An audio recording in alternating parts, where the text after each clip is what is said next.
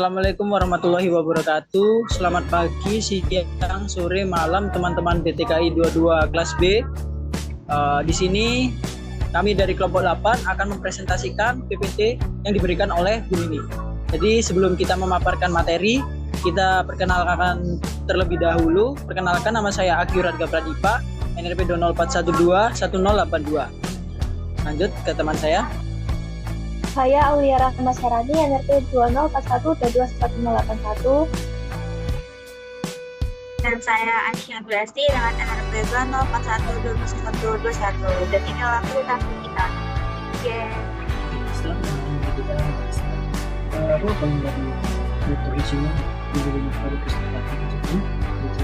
Introduction of Industrial Biotechnology. Jadi di sini dalam PPT ini terdapat informasi untuk overview, roots of industrial biotechnology, taxonomy of industrial biotechnology, history of industrial biotechnology, branch of biotechnology, and drivers of industrial biotechnology. Itu yang pertama adalah overview, yaitu sebagai ringkasan dari industrial biotechnology. Terus yang kedua yaitu tata belakang mengenai industrial biotechnology berdasarkan definisi. Terus yang ketiga adalah taksonomi dari industrial biotechnology, yang keempat history of industrial biotechnology, yang kelima cabang-cabang dari biotechnology, yang keenam yaitu drivers of industrial biotechnology. Oke, untuk overview sendiri dalam page ini terdapat world population code dari tahun 1300 sampai 2100. Jadi yang garis ini menandakan number of the world population. Terus yang ujung ini menandakan world population code. Dan ini peningkatan populasi ini terjadi karena ada change global interest in biofuels, food security, fossil fuel availability, and price volatility. Dilanjut, terus ada kunci indikator bioteknologi yang diproduksi oleh OECD tahun 2019. Biotechnology R&D expenditures in the business sector as a percentage of business enterprise R&D. Jadi di sini ada beberapa negara yang mempunyai indikator kunci bioteknologi yang tinggi, seperti Belgium memiliki 31,9 dan Switzerland 31,30, karena kita tahu sendiri Switzerland adalah negara yang ternama dan terbaik dari dunia. Lanjut, untuk di sini terdapat dalam dua grafik Pak, kami menunjukkan global biotechnology market share by application dan global biotechnology market revenue by application. Untuk yang sebelah kiri itu baru kita audit pada tahun 2022 dan sebelah kanan adalah 2021-2022. Jadi di sini yang grafik belakang sebelah kiri itu dapat biofarmasi yang di tahun 2022 memiliki peningkatan yang cukup besar, yaitu 46%. Terus bioindustri 4,41%, bioagrikultur 20,30%, bioservis 7,51%, dan bioinformation 5,9%. Nah di sini juga ada pendapatan dari bioteknologi juga sendiri. Jadi di sini di grafik belakang sebelah kanan itu terdapat estimasi dari tahun 2023 nanti sampai 2030. Jadi seperti biofarmasi yang akan mengalami lonjakan pendapatan di sini. Dan diikuti yang lain seperti yang ada di grafik belakang. Di sini juga dapat global bioteknologi market revenue by technology 2021 sampai 2022. Jadi di sini bioteknologi yang di bidang berhubungan dari teknologi seperti tisu, DNA sequencing, cell-based assay, nanobiotechnology, fermentation, PCR technology, chromatography, spectroscopy, dan lain-lain. Jadi di sini juga dijelaskan bahwa pendapatan bioteknologi dalam bidang teknologi itu sendiri yang destinasi akan mengalami peningkatan besar juga untuk kedepannya dan pasti dibutuhkan. Selanjutnya di sini kita melihat ada compound algorithm chip AGN by technology dan by application. Jadi di sini terdapat chromatography, service assay, fermentation dan bioteknologi, dengan sequencing, PCR technology, tissue, spectroscopy, dan yang lain-lain yang tentu cukup besar juga, mencapai 14 dari 10 sampai 11. Dengan kanan juga seperti itu, biofarmasi, bioagrikultur, bioinformatics, bioindustri, dan bioservis. Ini adalah peraturan dan definisi dari bioteknologi. Jadi dalam bioteknologi itu diambil dari 3 kata yang yaitu bios yang berarti arti hidup, teknos berarti arti teknologi, logos arti berpikir. Jadi di sini kita ambil referensi dari Unit Definition Foundation Biological Bioscience dan Wikipedia. Jadi definisi di sini adalah bioteknologi is any biological application that use biological system or organism or derivatives thereof to make or modify product or processes for specific use. Yang kedua, biotechnology is field of applied biology that involves the use of living organisms and bioprocesses in engineering, technology, maritime, and other fields require bioproduct. Terus yang ketiga, dari Polish Ministry of Science and Technology adapt after OECD or Organization for Economic Cooperation and Development. Di definisi tersebut, biotechnology is an interdisciplinary branch of science and technology dealing with transformation of living in inanimate manner by the use of living organisms, derived from product identified from them, as well as creation of models of biological processes in order to produce knowledge, goods, and service. Selanjutnya, yaitu definisi dari industrial biotechnology. Industrial biotechnology involves the exploitation of biological research for the processing and production of enzymes, chemicals, materials, and energy. Yang kedua, industrial biotechnology is recognized as a key enabling technology that can contribute to addressing major societal challenges through the use of sustainable alternatives to fossil fuels for the manufacture of food and product, as well as for the discovery of breakthrough methods and pathways to achieving entirely new functionalities and performance. Yang ketiga, industrial biotechnology is a key enabler of decarbonization and the driving force for a strong and vibrant bioeconomy. Industrial biotechnology is the application of engineering and scientific principles to biological agents for the manufacturing and or processing of materials in multiple industries such as chemicals and materials, pharmaceuticals, energy, agriculture, food, and feed, among the others. Oke, kita akan bahas dari bioteknologi ini sendiri dan industrial bioteknologi. Jadi definisi dari bioteknologi industri, bioteknologi itu sebuah gabungan dari dua kata, yaitu biologi dan teknologi, sehingga dapat kita sebagai ilmu dan teknologi terapan yang memanfaatkan makhluk hidup untuk memproduksi barang atau jasa yang dapat dimanfaatkan oleh manusia, seperti di definisi yang pertama. Ini untuk contoh-contoh sendiri itu seperti bioteknologi seperti DNA, genom, genesis, substansi, baik tabung, antibiotik, dan lainnya. Jadi dari tujuan dari bioteknologi itu sendiri memperoleh produk yang baik dari segi kualitas maupun kuantitas serta singkat dalam waktu produksi. Jadi seperti itu. Jadi untuk definisi bioteknologi itu seperti itu. Untuk industri bioteknologi sendiri mempunyai definisi, yaitu cabang dari bioteknologi yang melibatkan penggunaan organisme hidup dalam proses produksi industri untuk menghasilkan produk yang berguna. Contoh dari bioteknologi industrial adalah biokatalis, semisal memproduksi enzim untuk mensintesis zat kimia dalam kuantitas komersial menggunakan bioteknologi, dan fermentasi, misalnya jagung sebagai pengantin yang unik untuk menghasilkan zat kimia, dan mikroorganisme berfungsi dalam produksi zat kimia untuk bahan. Oke, lanjut. Histori dari industrial bioteknologi sendiri. Jadi di sini kita bisa melihat dari beberapa histori development di industrial bioteknologi. Jadi di tahun 1940-an itu terdapat solvents, manganese, nitrogenous, organic acids, dan amino acids. Pada tahun 1980-an terdapat probiotik, antibiotik, biopolimer, single cell proteins, biosurfactants, enzim, dan vaksin. Pada tahun 1980-an terdapat biopharmaceuticals, prebiotic compounds, recombinant proteins, monoclonal antibody, biodiesel, recombinant vaccines.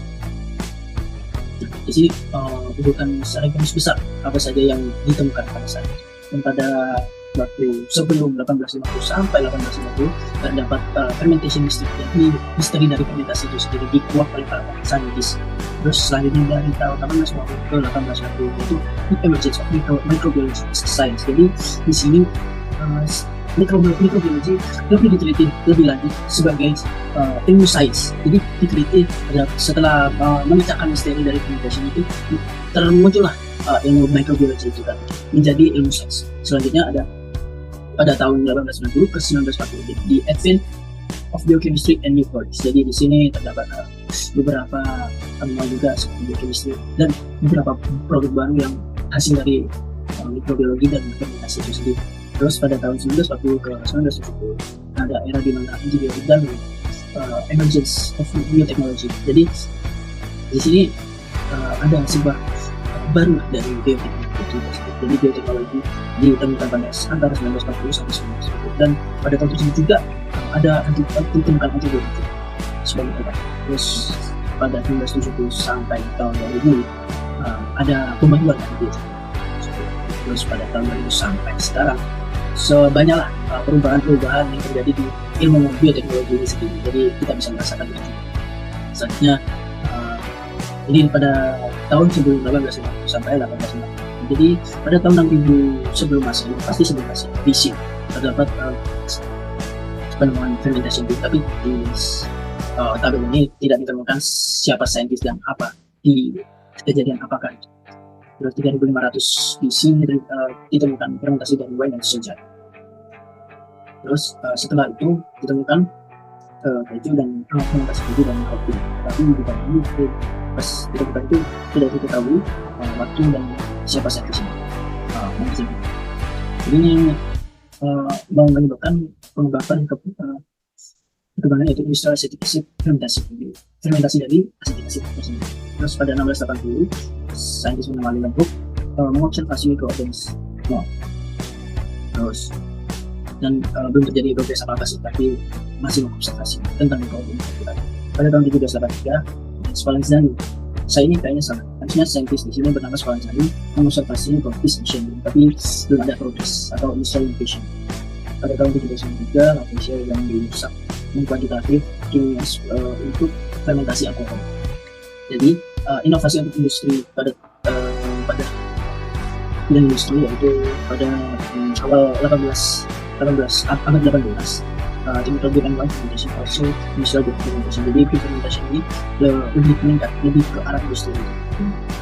Terus pada 1838 dan Bezos menemukan distis atau enzim karakter dari diastase itu kan, enzim diastase itu membuat inovasi tentang mobilize material used for acetic acid production.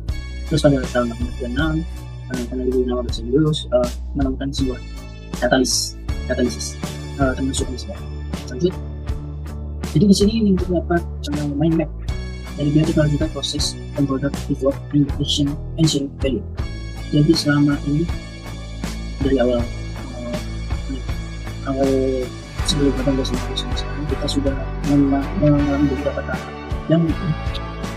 yang menemukan proses dan produk yang terdevelop ini. Jadi seperti Fagidel, Fermentation, Fermenter, Antibiotics, Yeast, Cheese, Representation, Investigation. Jadi ini adalah proses dan produk develop yang terjadi sampai sekarang. Untuk pada tahun 1850 sampai 1890 the origins of microbiology science. Jadi di sini microbiology ditemukan sebagai bahasa. Pada tahun 1800 atau 1830 para sains bernama Smallman dan Bernard mengeksperimen demonstrasi dari kehidupan yeast sebagai agen di fermentasi alkohol.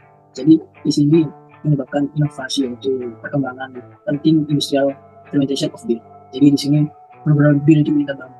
Jadi produksinya mencapai 23 miliar di tahun paling liter di pada tahun 1890. Jadi pada tahun 1890 ya mulai saintis bernama Taylor mendeteksi dari asal usul dari angka dan dari mikroorganisme di sisi tersebut. Kalau itu sudah dia berperan sebagai apa di mikroorganisme. Terus inovasi yang terjadi yaitu technical scale production of yeast. Jadi skala produktifnya dari yeast, wine, soy sauce itu semakin besar, lebih besar. Pada tahun 1856 sampai 1877, saintis Pasteur menginvestigasi fermentasi dan menginvestigasi fermentasi alkohol sebagai spontaneous stimulation. Jadi di sini seperti itu hasil breeding theories for commercial application and in year 1874 Christian Hansen's laboratory. Sebenarnya ada dua perkembangan tetapi tidak diketahui waktu dan para saintis itu siapa, yaitu mutation of anaerobic fermentation di Denmark mengalami production of simulation for cheese manufacture dan studies on wine fermentation invention of pasteurization. Jadi beer production di sini mencapai 36 miliar hektoliter di tahun 1870. Jadi pada saat itu mengalami produksi yang sangat besar dengan beer. Selanjutnya the period from 1850 to 1890. Jadi masih tetap melanjutkan yang tadi. Kita tidak mengetahui kapan waktu tapi kita akan mengenai saintisnya Pasteur. Dia mempelajari tentang fermentasi diri kita dan dia menemukan tipe baru dari industrial beer fermentation. Terus misalnya ditemukan theory of fermentation, terus ditemukan deteksi of dari fakultatif anaerobic fermentation. Pada tahun 1806 Mendel menemukan hukum dari hereditary.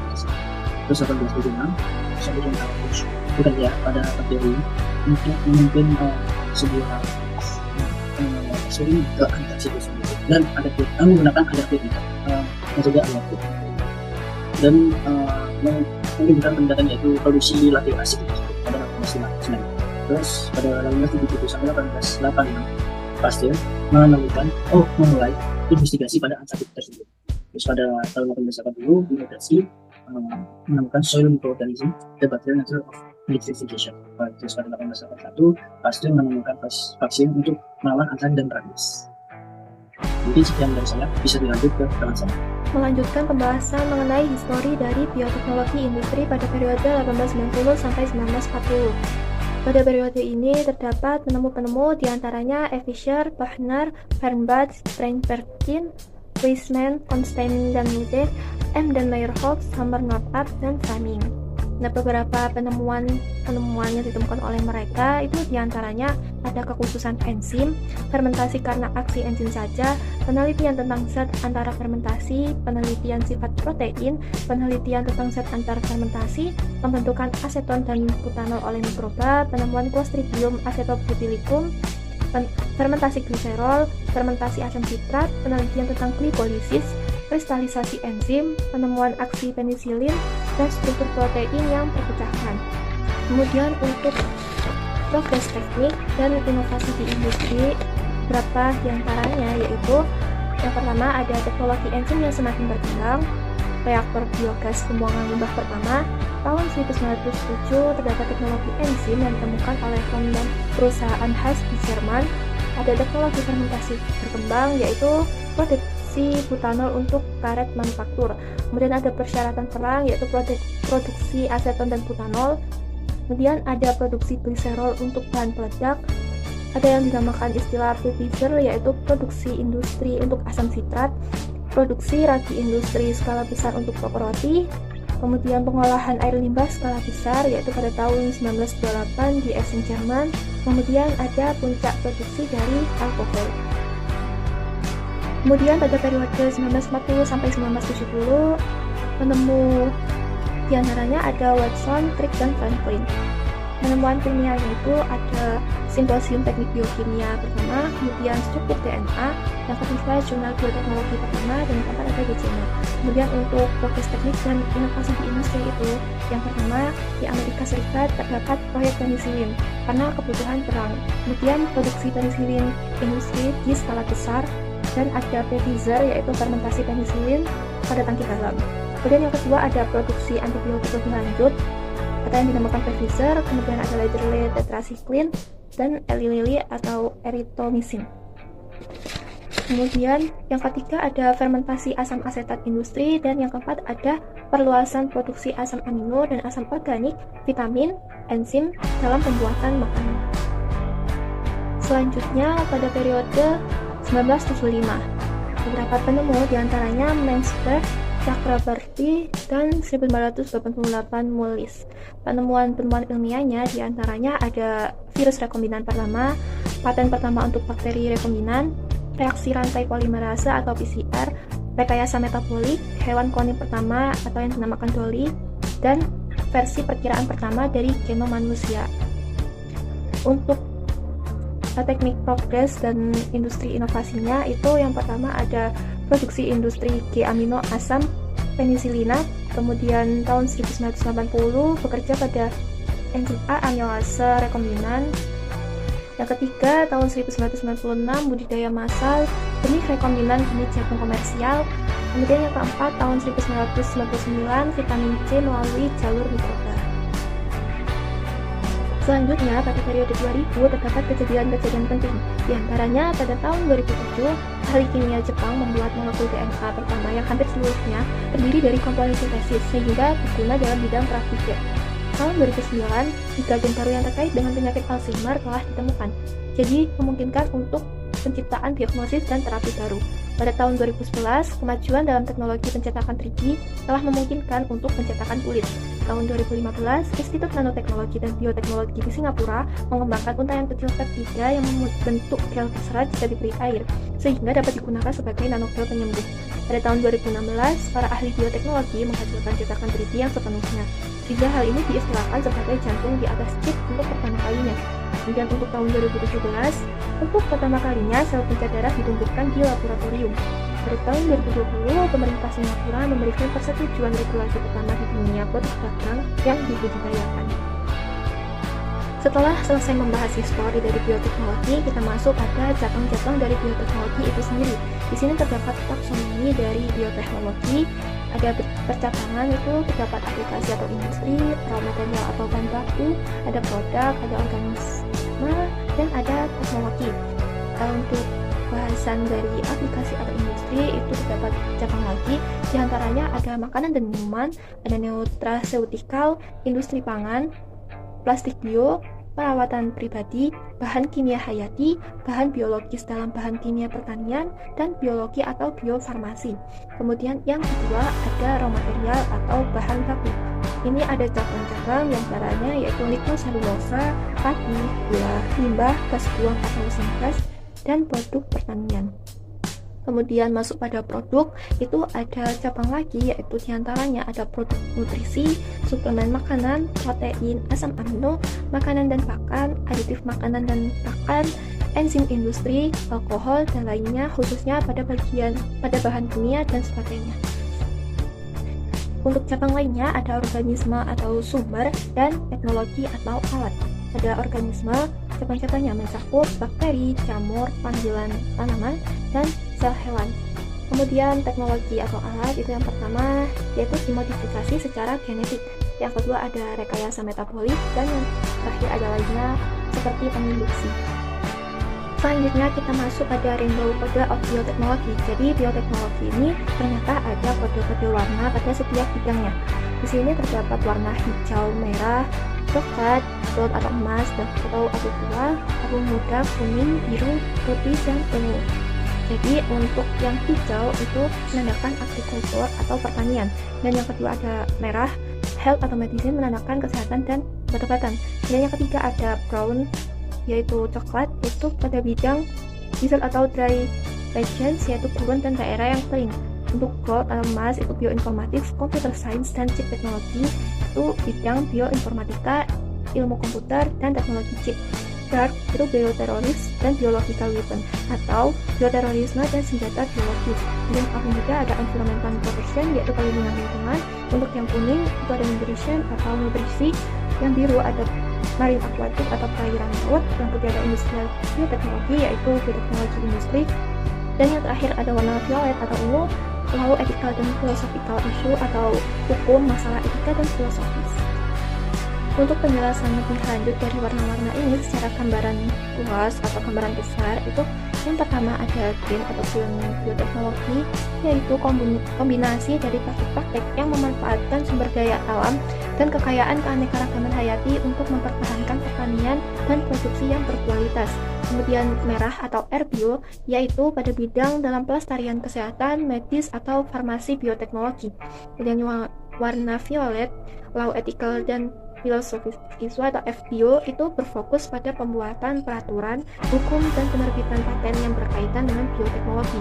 Kemudian putih, industrial bioteknologi atau WBio, yaitu berkaitan dengan aplikasi biokatalisis dalam proses industri. Selanjutnya ada warna kuning, yaitu nutritional bioteknologi atau YBio, mengacu pada bioteknologi industri nutrisi yang terkait dengan penggunaan teknik bioteknologi untuk pengembangan produk kaya nutrisi.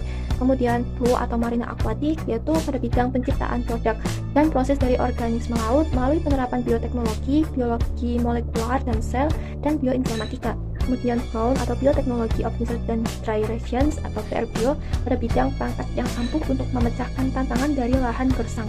Gold yaitu bioinformatics, computer science dan chip teknologi atau e-bioinformatics, yaitu memadukan biologi, ilmu komputer, dan matematika dalam menganalisis jumlah besar data besar yang dihasilkan saat ini. Kemudian dark yaitu bioteroris dan biological weapons atau teroris, yaitu pada bidang ancaman atau penggunaan agen biologis oleh individu atau kelompok termotivasi oleh tujuan politik, agama, ekologi, atau ideologi lainnya. Dan ada gray yaitu environmental protection atau EPO, yaitu FBIO bekerja pada bidang mempertahankan keanekaragaman hayati flora dan fauna di alam yang ada. Dari pembahasan secara garis besar dari kode-kode warna tersebut, mari kita bahas sedikit lebih detail mengenai dari tiap kode warna bioteknologi itu sendiri. Yang pertama ada Green Bioteknologi atau GBIO. Pada bidang ini, pada kode warna ini memiliki potensi aplikasi yaitu dalam yang pertama ketahanan pangan, yang kedua konservasi lahan, yang ketiga pengurangan limbah, keempat pengurangan emisi, kelima pelestarian air, dan yang terakhir ada penyerapan karbon. Kemudian masuk pada Red Bioteknologi atau RBIO. Di sini terdapat definisi, yaitu yang pertama RBIO ini mempertimbangkan produksi vaksin dan antibiotik, penemuan obat baru, terapi yang regeneratif, pembuatan organ buatan, dan diagnostik yang baru.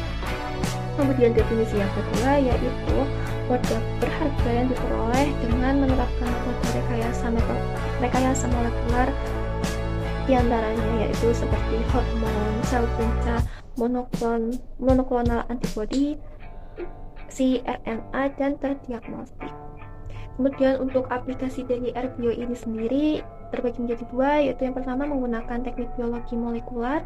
Contohnya itu tomat yang melindungi diri dari kanker dengan meningkatkan tingkat antitocyanin, atau contoh yang kedua, selada menjadi perantara vaksin antihepatitis dengan memberikan efek yang berarti.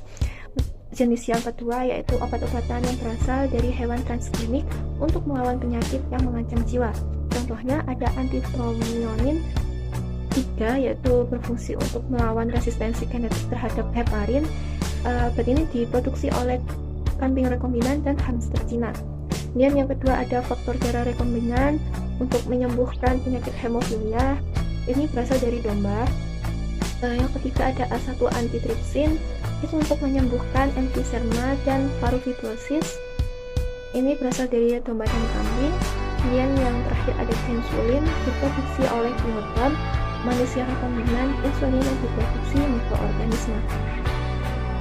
Lalu Rainbow Code adalah kode pelangi bioteknologi yang kedua adalah Red Bioteknologi atau RBIO yang berfokuskan kepada pengobatan dan kesehatan manusia. Nah, RBIO ini mempertimbangkan produksi vaksin, antibiotik, penemuan obat baru, terapi regeneratif, dan konstruksi. Ada juga selada yang dimanfaatkan untuk vaksin anti-hepatitis. Dan juga obat dari turunan hewan transgenik. Yang pertama ada anitrombin 3 yang berfungsi terhadap resistensi genetik terhadap heparin yang diproduksi oleh kambing rekombinan dan hamster Cina. Lalu ada juga faktor darah rekombinan yang berfungsi untuk menyembuhkan hemofilia. Lalu ada A1 antitrypsin untuk menyembuhkan EMP dan insulin yang diproduksi oleh bioton manusia rekombinan. Insulinnya diproduksi oleh mikroorganisme. Yang ketiga ada White Bioteknologi atau WBio yang berfokuskan kepada industrial bioteknologi atau bioteknologi industri. Nah, WBio ini berkembang secara dinamis dan setuju dengan teknologi klasik. Nah, contoh-contoh dari produk WBio ini yaitu digunakan di seluruh dunia. Contohnya adalah bahan-bahan kimia, bahan-bahan farmasi, kosmetik, perusahaan kertas, industri makanan, dan industri power. WBio ini juga sebagai cabang bioteknologi terbesar dengan berurusan dengan penelitian proses industri tradisional dengan biokatalitik untuk mendapatkan produk-produk yang berharga seperti obat-obatan, kosmetik, bahan kimia, dan makanan aditif yang sering kita gunakan sehari-hari. Produksi bahan bakar mulai dari sumber daya terbarukan atau dengan penggunaan mikroorganisme fotosintesis, produksi enzim juga dikembangkan oleh WBio ini. Yang keempat ada Violet Bioteknologi atau FBIO yang berfokus kepada hukum, etika, dan masalah filosofis. FBIO ini sebagian besar berfokus pada pembuatan aturan, undang-undang, atau penerbitan paten yang berkaitan dengan bioteknologi. Nah, FBIO ini adalah cabang hukum bioteknologi yang meliputi hak kekayaan intelektual atau haki, paten, hukum, masalah etika, biosecurity, masalah filosofis, keamanan hayati, dan masalah hukum. Nah, adanya bioteknologi ini menyebabkan keraguan dan ketakutan serta hukum masalah yang sebagian besar terkait dengan paten penemuan. Dengan demikian, dilema moral terjadi cukup serius dan etis diskusi telah muncul. Terdapat perselisihan menyatukan antara pengikut dan penolak bioteknologi. Maka dari itu, FBIO ini dimulai pada tahun 16 Juni 1980 ketika Mahkamah Agung Amerika Serikat mengambil keputusan bahwa mikroorganisme dimodifikasi secara genetik dapat dipatenkan. Yang kelima ada Environment Bioteknologi atau yang bisa disebut EBIO. IBIO ini berfokuskan kepada lingkungan hidup. IBIO dikenal sebagai bioteknologi lingkungan yang terkait dengan aplikasi lingkungan dan fokus pada solusi untuk urusan lingkungan. IBIO mengacu pada penggunaan teknik bioteknologi untuk menghilangkan kontaminan di lingkungan, seperti penggunaan mikroorganisme untuk pengolahan limbah, plastik yang membusuk, pengolahan tanah atau bioremediasi, tumpahan minyak, dan kontaminasi radioaktif. Nah, contoh-contoh dari IBIO ini yang pertama yaitu fitoremediasi, yaitu menggunakan mikroorganisme rekayasa kita untuk memulihkan tanah dari berat logam dan polutan lainnya. Lalu ada juga bioremediasi, yaitu memperkenalkan mikroorganisme ke lokasi limbah untuk memecah secara organik menurunkan limbah yang tidak dapat didaur ulang. Lalu ada bakteri pemakan plastik. Dari ini memecah limbah seperti plastik tanah dan di air. Ada juga makanan transgenik yang tetap segar, lebih ramah, dan mengurangi limbah makanan. Lalu ada juga restorasi genetik, yaitu upaya untuk memulihkan spesies yang terancam punah. Yang terakhir ada tanaman penutup seperti jagung yang digunakan sebagai biofuel dengan menggantikan sumber bahan baku tradisional yang menghasilkan emisi gas rumah kaca saat diekstraksi dan digunakan. Yang keenam ada Gold Biotechnology atau yang bisa disebut G-Bio yang berfokuskan pada bioinformatics. G-Bio sekarang dikenal sebagai bioinformatika yang berurusan dengan semua jenis teknik biologi komputasi yang meliputi ilmu komputer, teknologi chip, dan nanobiotechnology. Nah, G-Bio ini merupakan bagian dari ilmu data yang akan menguasai banyak teknik, tetapi akan jauh lebih khusus dalam komunitas biologi dan ilmu kedokteran, di mana semua data biologis dari berbagai genom organisme yang berbeda digunakan dalam berbagai area seperti genomik, genomik struktural, proteomik untuk mengembangkan obat atau vaksin baru, dan lain-lain. Bioinformatika atau bioinformatics atau yang disebut G-Bio ini merupakan gabungan dari komputer pemrograman, data besar, dan biologi untuk membantu para ilmuwan memahami dan mengidentifikasi pola dalam data biologis. Yang ketujuh ada Blue Biotechnology atau yang bisa disebut B-Bio yang berfokus pada laut dan kelautan. B-Bio didasarkan pada eksploitasi laut dan sumber daya laut untuk menciptakan produk dan aplikasi yang berkepentingan dengan industri kelautan. B-Bio juga disebut bioteknologi kelautan, di mana sumber daya laut dieksploitasi untuk membentuk produk dengan menggunakan berbagai bioteknologi teknik.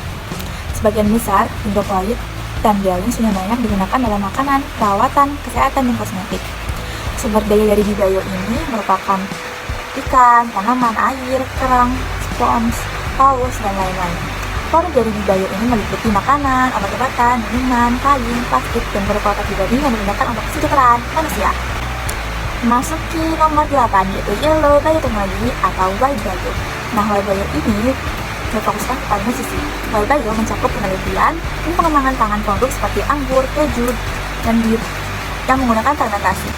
Y-Bio ini dicapai dengan menggunakan modifikasi genetik enzimatik dan mikroba proses untuk menghilangkan alergen dan komponen yang tidak diinginkan yang menyebabkan intoleransi, dan penambahan nutrisi menambahkan gen untuk fortifikasinya dengan komponen yang merupakan kesehatan. Nah, Y-Bio ini merupakan perbaikan makanan tertentu untuk diperoleh yang paling bergizi dan dipakai dengan aditif yang mempromosikan kesehatan. Yang terakhir ada Broad Biotechnology atau BR-Bio yang berfokuskan pada gurun dan daerah kering. BR-Bio menggunakan lahan, teknik bioteknologi seperti tanaman serbaguna, biopembukaan, fitoremediasi, desalinasi, dan tanaman rekayasa genetika. Bioteknologi BR-Bio ini adalah merupakan kekuatan yang kuat untuk memecahkan masalah tantangan tanah gersang. Nah, pengolahan gurun, tanaman gersang, dan kering ini merupakan bernilai tinggi untuk tanaman komersial yang hanya tumbuh di tempat-tempat seperti Afrika. Nah, hal ini dibawahi oleh penemuan BR-Bio. Nah, selanjutnya ada bioteknologi jamur putih. Nah, bioteknologi jamur putih ini memanfaatkan enzim-enzim dari jamur untuk kepentingan mengaplikasi industri. Nah, ini terdiri dari yang pertama yaitu jamur sebagai biokontrol, yang kedua jamur dan bioremediasi, yang ketiga ada jamur untuk pengurangan biomasa, yang keempat ada jamur dan biofuel, yang kelima ada asam organik dari jamur, yang keenam ada enzim jamur, yang ketujuh ada ekspresi farmasi protein dari jamur, yang kedelapan ada peranan jamur di industri kertas, yang kesembilan ada tekstil dari jamur, yang terakhir atau ke-10 ada fungi yang bisa dimakan. Nah, fungi-fungi ini juga diklasifikasikan bagi 4. Yang pertama ada Zygomicota, yang kedua ada Ascomycota, yang ketiga ada Basidiomycota, dan yang keempat ada Deuteromycota. Di sini ada tabel yang menunjukkan peranan jamur pada industri makanan, jamurnya apa, dan aplikasinya seperti apa. Yang pertama adalah jamur sebagai biokontrol. contoh dari jamurnya itu ada Hippocrates yang berfungsi untuk mengontrol serangga. Yang kedua ada contohnya yaitu Beauveria bassiana, Nemorea riley, dan yang lain-lain yang berfungsi untuk mengontrol serangga juga. Yang ketiga ada Trichoderma viridie yang berfungsi untuk mengontrol phytopathogans. Lalu yang kedua adalah fungi dan bioremediasi. Contoh dari funginya yaitu Aspergillus parvus yang berfungsi untuk mendegradasi atau untuk meremediasi industri atau penggilingan kertas dan lain-lain. Yang ketiga adalah jamur sebagai pengurangan biomasa. Contoh jamurnya yaitu Trichoderma viridie, yaitu yang untuk mengubah bahan-bahan yang digunakan seperti hemicelulosa, lipid untuk diubah menjadi produk yang cantik kepada lingkungan. Keempat yaitu ada fungi dan biodiesel. Contoh funginya adalah Coninhamela japonica yang dapat mengubah biomasa menjadi biodiesel atau bioetanol yang dapat mengurangi emisi. Yang kedua ada Aspergillus niger yang berfungsi untuk dimanfaatkan pada produksi minuman, makanan, dan farmasi. Yang kelima adalah asam organik dari jamur, yaitu contoh dari jamurnya itu Aspergillus cereus. Nah, jamur ini dimanfaatkan untuk pembuatan plastik, karet, dan lain-lain. Yang keenam adalah enzim-enzim dari jamur, yaitu yang pertama contohnya enzim kofenin dari simasin yang memiliki peranan dalam produksi keju. Yang kedua ada enzim lipase dari Rhizomucorneae, Thermomyces lanuginosus, dan yang lain-lain yang dimanfaatkan untuk biomedikal dan industri kimia, juga deterjen industri, dan yang lain-lain. Lalu ada enzim lipase yang berkombinasi dengan enzim yang lain seperti oksidase, peroxidase, dan protease, yaitu dari kloning dari Rumicula lanuginosa lipase dan ke aorease Vienna yang difungsikan sebagai industri dari deterjen. Yang ketujuh adalah ekspresi dari protein inflamasi dan inflamasi. Contohnya yaitu menggunakan tolipocadium nivenum yang merupakan agen dari imunosupresif yang dapat digunakan kepada hati, ginjal yang digunakan untuk transplantasi. Ada juga menggunakan funggalstatin yang berfungsi sebagai agen dari hypokolesterolemik. Juga ada Taxomyces andreanae yang digunakan sebagai agen dari antitumor. Ada juga pigmen dari Papier-resina yang digunakan untuk produksi carotenoid astaxanthin, pigmen Brachycea dispora yang digunakan pada penggunaan produksi industri beta-karotin di Rusia. Ada juga polyunsaturated FA yaitu yang menggunakan Morteria alpina yang merupakan pilihan terbaik untuk produksi asam arachidonic. Yang kedelapan ada peranan jamur di industri kertas dan bubur kertas menggunakan fungi Penicillium siminium, Aspergillus niger, Sporotrichum thermophile, dan lain-lain yang berfungsi untuk mendegradasi kertas. Yang sembilan adalah tekstil atau fabrik yang berasal dari jamur yang menggunakan untuk membuat biovegetation. Yang terakhir nomor 10 adalah jamur yang bisa dimakan, yaitu menggunakan jamur dia Agaricus bisporus atau yang bisa disebut jamur kancing, jamur Lentinus edenis atau yang bisa disebut jamur shiitake, dan lain-lain yang digunakan untuk sebagai makanan. Lalu apa sih kontribusi dari jamur putih kepada SDGs? Nah, jamur putih ini dapat mengurangi tingkat kelaparan, untuk menyehatkan tubuh, untuk membuat air bersih dan sanitasi, harganya murah dan energi yang bersih. Lalu untuk industri, inovasi dan infrastruktur, untuk kota yang berkelanjutan, yaitu untuk responsibel konsumsi dan produksi, untuk aksi iklim, untuk live online, dan partnership for the cause atau partner untuk keberlanjutan. Oke, mungkin segitu saja dari kelompok kami, kelompok 8. Terima kasih terima kasih karena telah mendengarkan. Wassalamualaikum.